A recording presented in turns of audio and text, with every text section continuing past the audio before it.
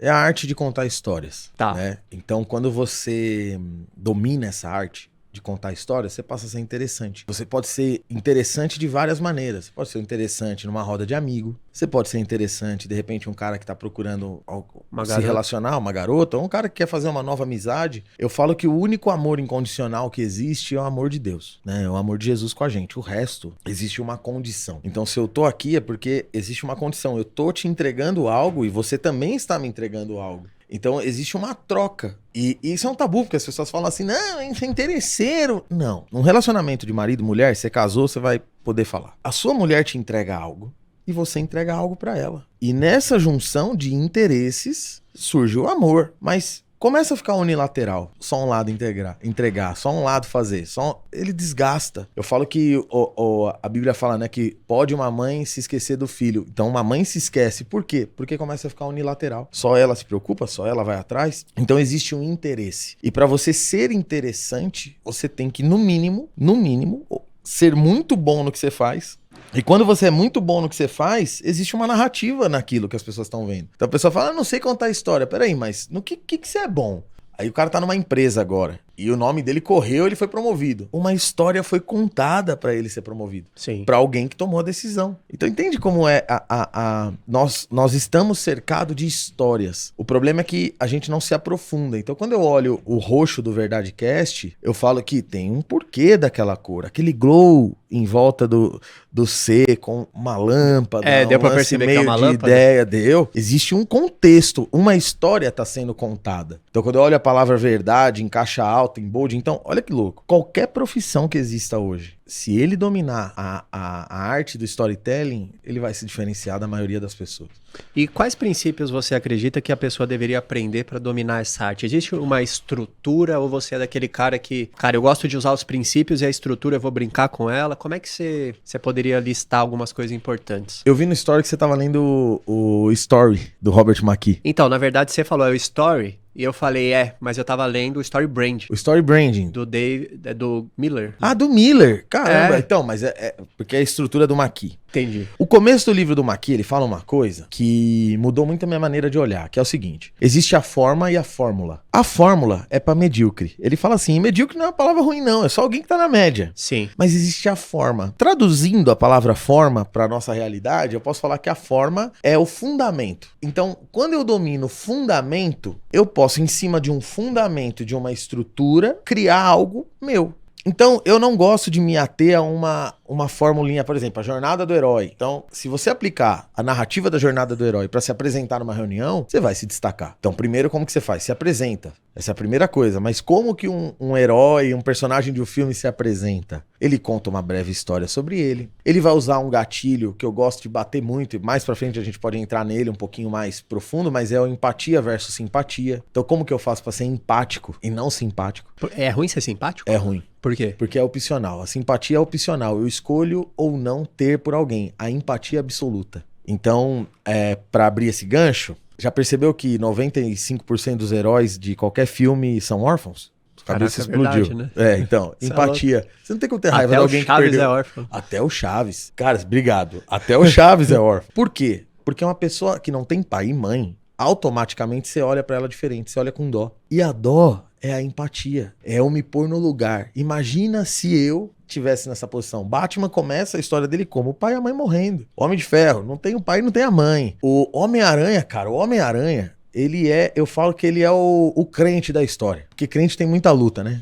E, mano, perde namorada, aí morre, é o vilão, o melhor amigo também se perde na jornada. O Homem-Aranha só se lasca, cara. Então, tudo... E ele é bonzinho, então isso gera empatia. Eu palestrei antes do Gary Vee no Growth... era GMX. E aí, imagina o seguinte, veio 2.000 pessoas pra assistir quem? O Gary Vee, mano. Os caras nem sabiam quem eu era. E eu fiquei, cara, como que eu entro no palco? E eu nunca tinha subido pra 2.000 pessoas, feito uma palestra assim. Aí eu subi no palco, falei, oi gente, vocês não me conhecem. Meu nome é Gabriel e eu queria pedir uma ajuda pra vocês. Assim como eu estou ansioso, vocês devem estar ansiosos pra assistir o Gary Vee. Ele é depois de mim. E eu prometo que eu não vou ser chato e eu vou ser rápido, porque eu sei que vocês querem ver ele. Mas eu posso pedir uma ajuda pra vocês? Vocês conseguem me ajudar? Porque é a primeira vez que eu tô palestrando. Cara, eu fui ganhando. Eu não subi o mentor. Eu achei que você ia falar, cara, sou órfão, não sei. Quase, quase.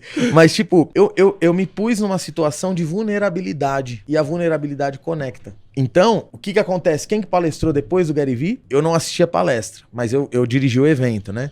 Foi o Marçal. Pior do que antes é depois, velho. Que o Gary Vee foi o penúltimo, o Marçal foi o último. E teve um jantar pro VIP, então toda a galera da frente foi jantar com o Gary Vee. Então o Marçal palestrou sem público. E aí ele falou assim, eu preciso de 5 minutos de vocês. Se em 5 minutos eu não prender a atenção de vocês, vocês podem levantar e ir embora, eu paro de palestrar e vou embora também. A galera ficou, velho. Então você vê que você usa esses gatilhos, são gatilhos de história, são narrativas. E você se mostra empático. E simpático eu tenho ou não a opção de achar. Por exemplo, o fulano é simpático. Tem um estudo antigo que fala que é antigo, eu não sei como que tá hoje, mas eles foram comparar o Neymar, o Cristiano Ronaldo e o Messi em conversão de anúncio. E o Neymar era o que mais convertia. Sabe por quê? Por quê? Porque o Neymar, ele erra, ele vacila. Ele é, de repente, o cara da direita, mas às vezes ele tá dando mau exemplo e traindo a mulher dele pela 4ª vez seguida. Mas aí ele se quebra. Aí ele chora, aí ele vem pra rede social chorando, aí vem uma menina e fala assim, você me aí todo mundo vai, não, o Neymar não sei o que lá, e ele prova que era mentira, aí ele entra no jogo e faz um golaço e todo mundo ama ele, porque o ser humano é feito. Agora, o Neymar, o Cristiano Ronaldo e o Messi são seres perfeitos, treinam, primeiro a chegar, a última a sair. Eu sei que essas histórias conectam, ouça, mas ninguém, cara, ninguém. Tipo assim, se eu fosse o cara que gerasse conteúdo, que fala que tem que acordar às 5 da manhã, eu ia falar todo dia que é horrível acordar às 5 da manhã, mas é necessário. Eu não me posicionaria como o herói das 5 da manhã. Acordei, nossa, estou totalmente disposto. Hoje Sim. será um dia. Não, não é assim. Existe uma luta pra você sair da cama, independente se você acorda às 5, você acorda às 10. Então, o Neymar tem a capacidade de empatia maior que o Cristiano Ronaldo e o Messi. Eles são mais simpáticos. Tem gente que vai amar, tem gente que vai odiar. Eu sei que aí você vai falar, não, o Neymar também. Mas a partir do momento que o Neymar entra num jogo e joga muito, todo mundo ama. Sim. A partir do momento que ele não joga bem, ele fala uma besteira, todo mundo senta a boca nele. Então, quando ele faz o gol da vitória da Olimpíadas, que a gente não tinha, e ele sai chorando, cara, por mais o cara que mais odiasse, o cara fala, não, esse menino aí, até que ele é.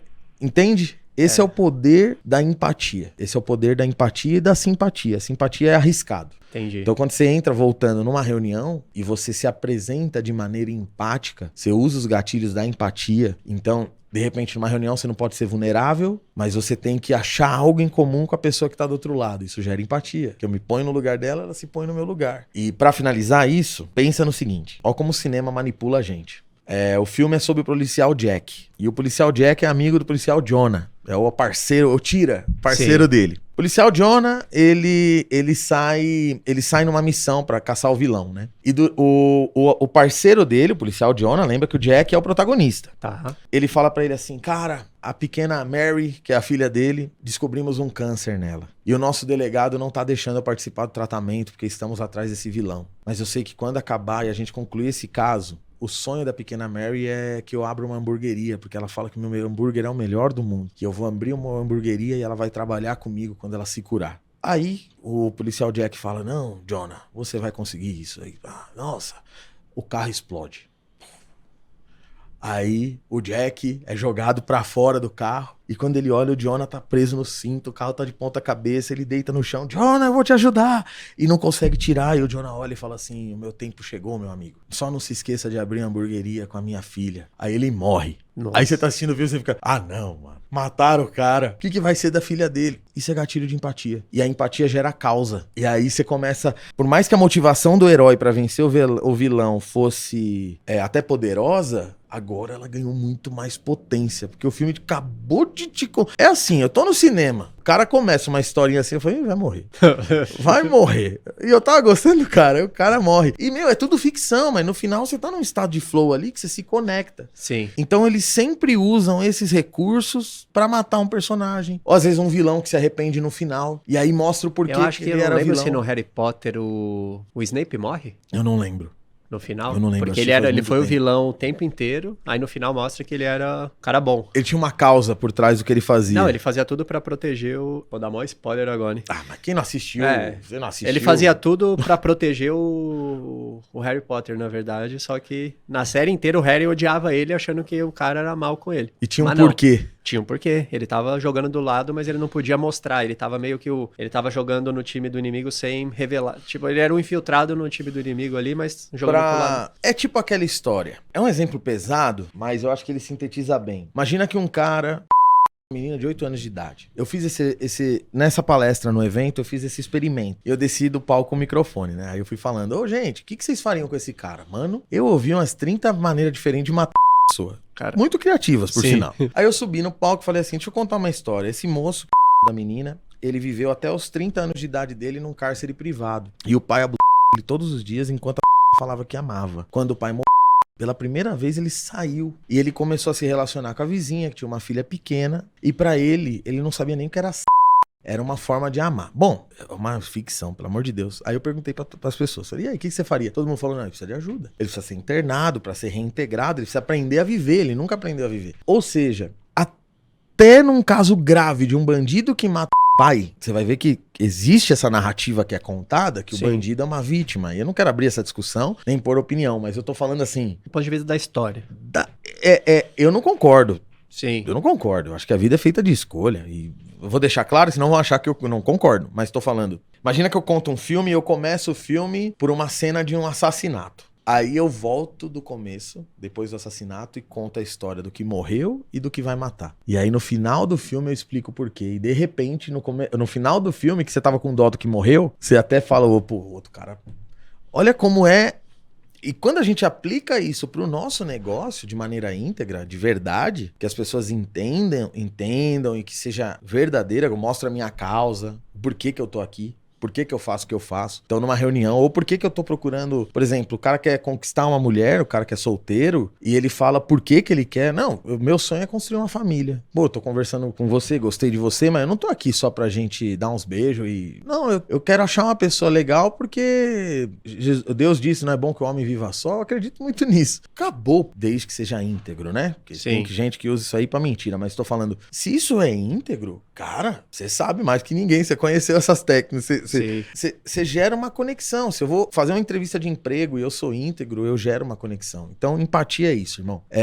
Empatia e causa, elas estão muito correlacionadas. Meu nome é Elias Mamã e esse é um corte do Verdade Cast, o podcast que tem a missão de descobrir novas verdades sobre todas as áreas que vão te ajudar a crescer na vida. Para assistir o episódio completo, clica aqui e não se esqueça de se inscrever no nosso canal.